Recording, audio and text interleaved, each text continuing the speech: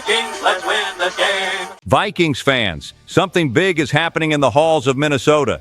A key piece of the offense just narrowly avoided a massive off-field mess. There is market talk ready to reshape the entire look of this offense. Someone on the coaching staff is packing their bags. There is tension behind the scenes over an old decision. And at the end, there is a choice that still hurts for who lives and breathes Vikings football. That last one hits you right where it hurts. But before we dive headfirst into all of this, real quick, subscribe to the channel. It is free and it helps a ton to keep this work going. And drop your message in the comments. This space is for everyone. It is built so your voice gets heard.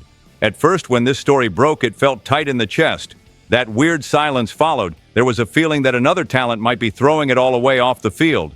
This fan base in purple and gold has seen this movie before. Everyone knows how it usually ends. A suspension here, a benching there, and suddenly there is a massive hole in the offense. This time, the risk was real. Really real.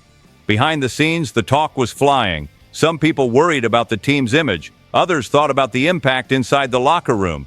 Fans already started doing the math. Who is left? Who gets more targets? And of course, the biggest fear. A mistake like this can cost an entire career. That is not an exaggeration. We have seen it happen. A few days later, the turn came. The accusations were dropped. The dust started to settle. And then, yes, the name shows up. Jordan Addison. The trespassing case was officially closed. There was no conviction. There was no criminal stain. Relief was everywhere. You could almost hear the collective exhale from Vikings fans all over the place, because it was not just about football. It was about a 24-year-old watching the floor either open up or lock back into place. Let me be crystal clear right now. This changes everything about where he stands in Minnesota. Addison was coming off a rough stretch. There was a recent suspension. There was a benching for discipline. There were questions about maturity. All of that still exists. You cannot pretend it does not. But when the legal system takes that weight off a player's shoulders, the whole game shifts. The internal conversation shifts. The coach's tone shifts. And the head coach made that clear. Kevin O'Connell backed him. He talked about standards. He talked about responsibility. But he also talked about care. He spoke like someone who does not want to lose that level of talent over something stupid. And on the field, Addison has already answered. That clutch touchdown against Cleveland is still fresh in everyone's mind. He shows up when it matters. Nobody disputes that. Now comes the part that splits barstools and group chats. Even with everything resolved, his name keeps popping up in trade rumors. Teams are calling. Executives are curious. That is normal. He is a young, productive receiver. He is still on a cheap deal. Only here do you get this kind of fan read. It follows the day-to-day, not just the headline. His trade value is high, but his value inside the building might be even higher. This offense needs stability. It needs reliable people to help a new quarterback grow, and Addison brings production. In 3 seasons, he has put up true elite number 2 receiver results. There are yards. There are touchdowns. He shows up in big moments. You do not find that on the street. But there is the other side, too. The 5th-year option decision is coming. Big money is on the table. And the question nobody likes answering is this. Can you trust him to keep his head on straight? That is where the debate gets hot among who lives and breathes Vikings football. Tell me what you would do in this spot. Hold him. Trust him. Or listen to offers while there is still time. Because what comes after this can change the entire shape of the offense. And the next story pulls that exact thread.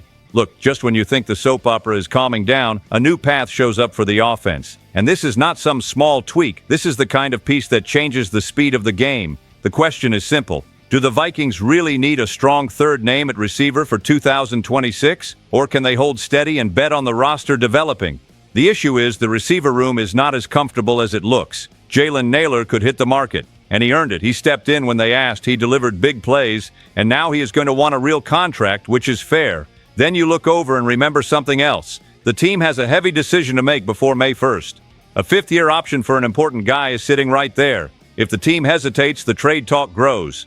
And just like that, the depth chart changes fast. In that scenario, conversations started about one very specific name. After some time in Seattle, the idea popped up of the Vikings targeting Rashid Shaheed. He is not just another receiver, he is pure speed. He is a downfield threat. He is the kind of guy who makes a defense back up 2 steps just because he lines up. And he also changes the return game. There was a return touchdown that became a headline. Even people who are not fans saw it. You saw it too. I saw it and said, yeah, that guy is trouble. And he is. But there is a catch. The Vikings are not swimming in salary cap space in late January. So it is not as simple as showing up and offering whatever he wants.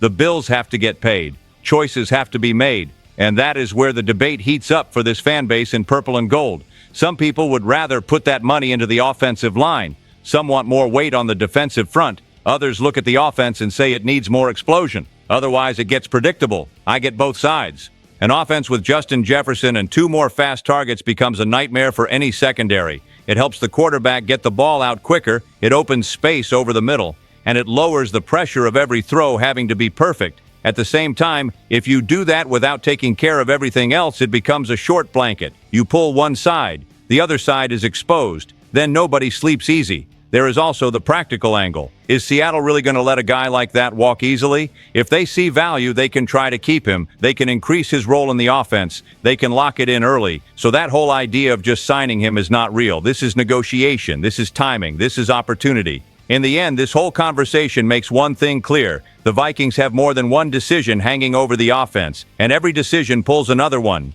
And speaking of decisions, the next story is about a coaching departure that could shake the entire defense. You know that feeling when you look at the coaching sideline and it seems like someone important slipped out the side door? That was the vibe. Losing a player is one thing. Losing a guy who shaped the defense's mindset week after week is another. Over the last few years, the Vikings secondary got tougher. It played with confidence. It attacked the ball. A lot of people inside the locker room pointed to the daily work, that annoying kind of accountability that makes players grow. Then the bomb dropped. Durante Jones is leaving. He was the defensive backs coach. From what is out there, he is becoming the defensive coordinator for the Washington Commanders. This did not come out of nowhere. Jones had already been talked about as a coordinator candidate elsewhere. Still, when it was confirmed, it hit hard. Ian Rappaport put it out there. Instantly, it was everywhere. And the Commanders, with Dan Quinn in charge, went and got the guy. I will admit it stung a little. To understand the impact, look at the results. In 2022, the Vikings defensive backs ranked near the top in passes defended. They also stacked meaningful interceptions. Harrison Smith had a huge season taking the ball away.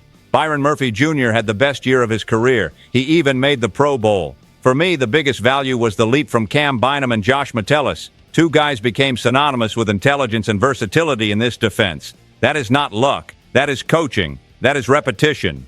That is attention to detail. So what does it mean for Minnesota? It means the routine changes. The voice in the player's ear changes. The way technique is taught changes. And on defense, details turn into points. One wrong step becomes a touchdown. We know that. I am not saying the house is collapsing. Minnesota still has structure. It still has leadership in the locker room. And Brian Flores is still the main brain of the scheme.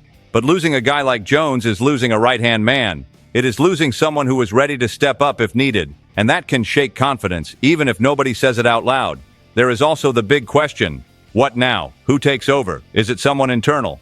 Does someone new come in with a different philosophy? And most important, how does it impact the development of the younger guys? Because the 2024 defense was beautiful to watch. There were interceptions. There was pressure. The ball stayed alive all game. The secondary helped fuel that 14-3 season.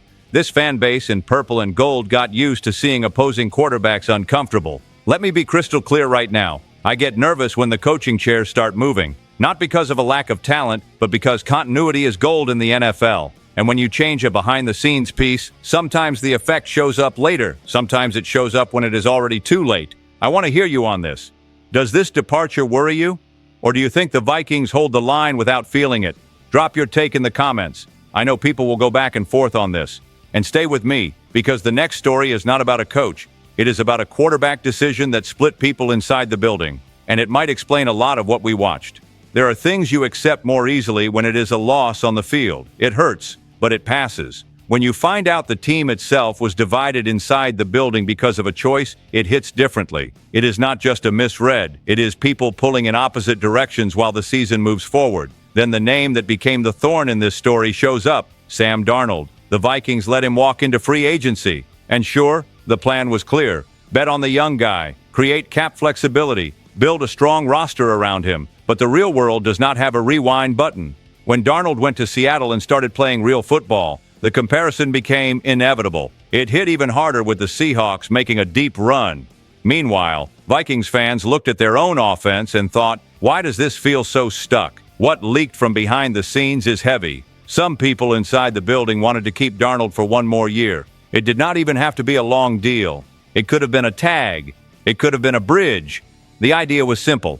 Experience matters. Professionalism matters. On a team built to win right now, that matters a lot. On the other side, there were people questioning whether J.J. McCarthy was ready for such a massive role that early, not just in the huddle, also in the locker room, in the routine, in the daily accountability. When you have an expensive veteran roster that is hungry, that pressure becomes a monster. Then came the punch to the gut. Early in 2025, while the Vikings looked broken on offense, Seattle looked loose. Darnold was distributing the ball. There were explosive plays, there was rhythm, there was confidence. And those things spread. Yes, even inside the Vikings locker room, there were comparisons. Look what they are doing. Look what we are struggling to do. That messes with any group. There is an even more delicate layer to it. When one quarterback is clicking with his receivers and the other side is stalling, the talk gets personal fast. It is not only one player's fault, it is system, it is protection, it is reads, it is chemistry. But this fan base in purple and gold knows how the NFL works. The quarterback becomes the face of the project. If it goes bad, the hit lands on him and on the people who bet on him. Let me be crystal clear right now. This story feels like a decision made in the heat of the moment. That end-of-season stretch scrambled minds. Emotion took the wheel. Later, when the dust settled, the full picture looked different. Maybe the evaluation was not complete, and that is dangerous. The league does not forgive. A win-now window does not stay open forever. The most tense part is what it points to next. McCarthy is heading into a year that becomes a verdict. The front office has to prove it chose right. The locker room wants fast answers. This is not internet drama. This is real pressure. And if this already feels big, hold on. When you actually add up what would have been sacrificed to keep Darnold, the debate turns into an all-out war between fans. When you set emotion aside and start doing the math, the pain gets even clearer. This is not just about wishing he stayed. It is about understanding the real price. It is the kind of price that changes an entire roster. Then the name comes back to the table in a heavy way, Sam Darnold. He signed a big contract with Seattle. It is the kind that ties a team up for years. By not matching it, the Vikings gained freedom. They could spend around a quarterback on a rookie deal. That is what opened the floodgates in free agency. Reinforcements came in waves. A key veteran got re-signed. The offensive line got a serious investment. The interior of the defense added real weight. When you add it all up, the number jumps off the page. A big part of the roster was built right there. That money only existed because Darnold did not stay. Now imagine the opposite. If Minnesota kept Darnold, even with a smaller cap hit in year one, the math still has to work today and tomorrow. Tomorrow is the scary part. His cap hit in Seattle climbs. Picture the Vikings trying to keep the same spending pace while carrying an expensive quarterback. That is where the domino effect starts. Pieces fall. Maybe there is no long-term deal for a top corner. Maybe the offensive line does not get a top-of-the-market upgrade. Maybe those two interior defensive line monsters do not both arrive. Maybe some locker room leaders do not come back. I mean real leaders. The ones who keep the temperature steady when the game tightens. The debate turns into a tug-of-war. One fan says they would trade 2 or 3 reinforcements for a quarterback who is ready. Another says without those reinforcements, the team is not close. Both sides have a point. Darnold is expensive. Quarterbacks who take teams to the Super Bowl are expensive for a reason. But a roster built fast has a cost too. Chemistry has a cost. Adaptation has a cost. Continuity has a cost. And here is the part that hits hardest. If the Vikings kept Darnold, maybe the offense is more stable under center. But maybe the defense does not get the same upgrade. Maybe the roster is not as deep. Then, in January, the story could have been different. Better or worse. Nobody has a crystal ball. But you can see the size of the risk. Let me be crystal clear right now. What hurts is the feeling the team chose the hardest path. They trusted they could win right now. They also trusted they could speed up J.J. McCarthy's growth. That demands perfection. Perfection does not live in the NFL. When I look at all of this, one thing stands out. The pressure on Kwesi Adolfo-Mensah and Kevin O'Connell is massive because next season is not just football, it is a verdict on leadership. That changes the atmosphere for everyone walking into that locker room. I am going to say something that might annoy some people. I have felt it for a long time. The Vikings are at a crossroads. You cannot keep living in almost. We watched a young talent avoid an off-field disaster with the Jordan Addison situation. We heard market talk circling the offense. A speed name like Rashid Shaheed came up. We took a real hit on the staff with Durante Jones leaving. We also saw the curtain pulled back. Sam Darnold turned into the ghost that splits opinions inside the building. All of it together is not a coincidence. It is a team trying to stay competitive while changing its skin. Here is what I am planting my flag on. If the Vikings get the offense's direction right over the next few months, this roster looks ready to make a real run. If they miss, it becomes a cycle. Pieces get swapped, messages get adjusted. That familiar anxiety returns. This fan base in purple and gold knows it too well. Nobody wants to ride that roller coaster every year. I am 55. My heart does not ask for that. The point is simple. Every story today points to one thing: culture and decisions. Addison has to show steady maturity. The offense needs speed and depth. It cannot come at the expense of the rest of the team. The defense has to keep its identity even with a new voice in the room. And the weight of Darnold versus McCarthy will stay there until the ball is snapped and the scoreboard answers it. I want to pull you into this the right way. Drop a comment. This space belongs to everyone who lives and breathes Vikings football.